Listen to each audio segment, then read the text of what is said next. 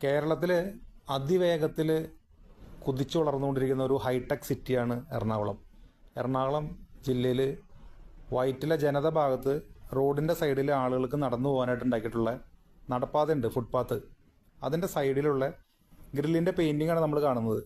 ലോകത്ത് ഇന്ന് കിട്ടാവുന്നതിൽ ഏറ്റവും മികച്ച ടെക്നോളജി ഉപയോഗിച്ചിട്ടാണ് ഈ പെയിൻറ്റിങ് ചെയ്യുന്നത്.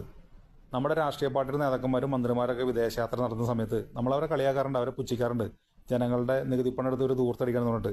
പക്ഷേ നിങ്ങൾ മനസ്സിലാക്കേണ്ട ഒരു കാര്യമുണ്ട്, അവർ വിദേശയാത്രകളൊക്കെ നടത്തുന്നത് ഇത്തരത്തിലുള്ള ടെക്നോളജികൾ നമ്മുടെ നാട്ടിലേക്ക് കൊണ്ടുവരാൻ വേണ്ടിയിട്ടാണ്.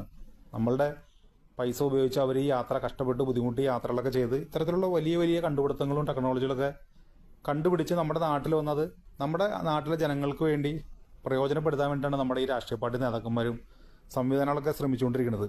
ഈ ആളുകൾ ഇങ്ങനെ ചെയ്യുന്ന കാണുമ്പോൾ നമ്മൾ വിചാരിക്കുന്നത് വളരെ മോശമായിട്ടുള്ളൊരു പെയിൻറ്റിംഗ് ആണെന്ന് നമുക്ക് തോന്നും.